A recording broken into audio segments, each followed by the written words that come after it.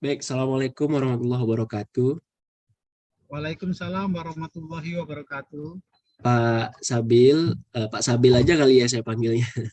Ya Pak, apa-apa Terima Pak kasih Firman. atas kesediaannya untuk waktu wawancara. Kita nggak banyak, hanya 2-3 pertanyaan aja, Pak. Kita Ya mau silakan Pak. bicara tentang apa nih, disertasi Bapak ya kurang lebih tentang AGHT begitu, ancaman, gangguan, hambatan, dan tantangan yang dihadapi oleh negara, khususnya dalam bermasyarakat begitu. Tapi sebelum ke sana, mungkin Bapak bisa perkenalkan diri dulu, nama dan gelar, serta sekarang bekerja atau jabatannya seperti apa. Silakan, Pak. Baik, terima kasih Pak Firman atas kepercayaannya dan waktu yang telah diberikan kepada saya untuk memberikan informasi yang mungkin bisa bermanfaat bagi Pak Firman. Sebelum saya menjawab pertanyaan Pak Firman, izinkan saya memperkenalkan diri saya. Nama saya Sabila Rasad. Untuk saya mahasiswa doktoral S3 dari Universitas Airlangga. Untuk pekerjaan saya saat ini saya sudah dimutasi di Kementerian Pertahanan. Untuk jabatan saya jabatan mayor di Kementerian Pertahanan. Habis sekolah di Kelapa II di sana. Mungkin itu sambil lebih lanjut nanti bisa perkenalan kita lanjutkan. Terima kasih Pak Firman. Terima kasih, Pak Sabil, perkenalannya. Kemudian pertanyaan saya yang pertama, ini terkait dengan apa, upaya kesiapsiagaan bela negara, Pak ya. Kesiapsiagaan bela negara itu kan satu konsep yang abstrak mungkin bagi masyarakat umum, terutama ASN mungkin. Nah, kira-kira apa yang perlu dilakukan oleh ASN atau masyarakat secara umum dalam rangka menyiapkan diri untuk bela negara, gitu, Pak? Terima kasih Pak Firman atas pertanyaan yang cukup baik dan cukup bagus sekali. Seperti yang kita ketahui bersama, untuk di negara Kesatuan Republik Indonesia ini sudah ada Undang-Undang Nomor 23 tahun 2019 terkait sumber daya nasional. Salah satunya di situ ada perekrutan komponen cadangan, di mana perekrutan komponen cadangan ini di, bisa diikuti oleh baik itu masyarakat sipil, mahasiswa, termasuk ASN sendiri, aparatur sipil negara. Di mana kalau mahasiswa itu harus ada seizin dari kampusnya, dari rektor, kalau dari ASN seizin dari pimpinannya di bidangnya masing-masing. Terus kalau swasta juga tidak apa-apa. Setelah nanti direkrut akan ada pendidikan. Pendidikan itu nanti ada di pusdik-pusdik yang akan diberikan semacam uh, pendidikan semi militer lah, tapi tidak terlalu militerisme, tapi dia untuk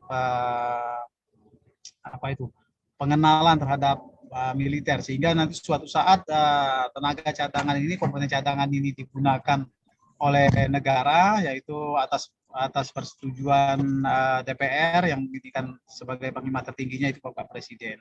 Jadi setelah pendidikan nanti yang bersangkutan bisa kembali ke kegiatan asal, seperti mahasiswa kembali ke mahasiswa, ASN kembali ke ASN, kalau karyawan swasta karyawan swasta.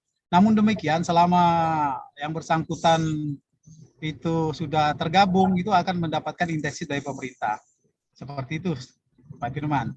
Terima Ya, kasih. kemudian Pak, ini kan mereka adalah komponen cadangan ya dalam membela negara misalnya.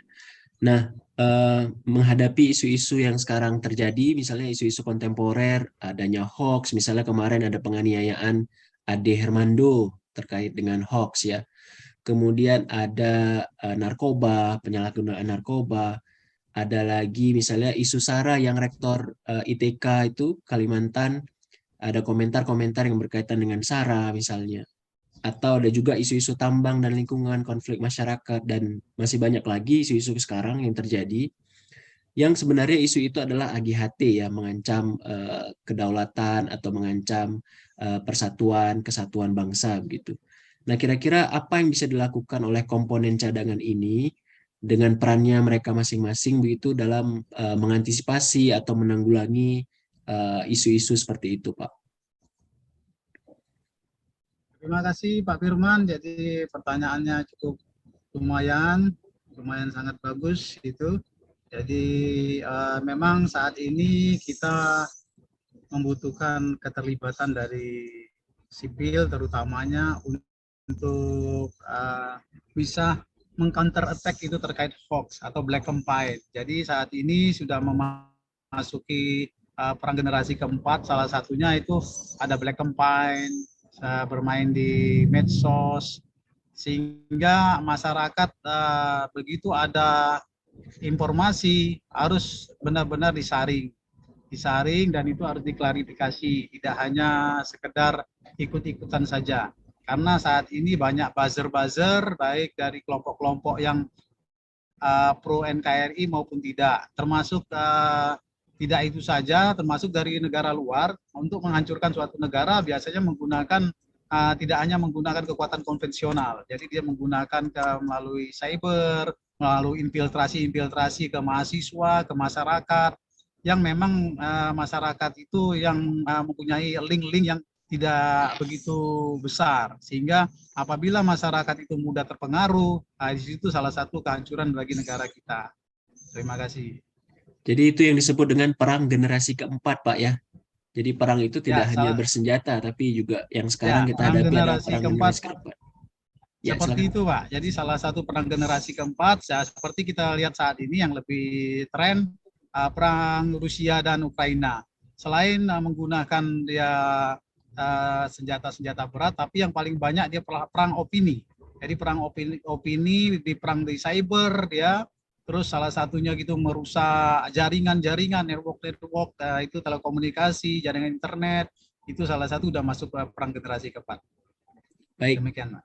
terima kasih Pak. Mungkin itu aja untuk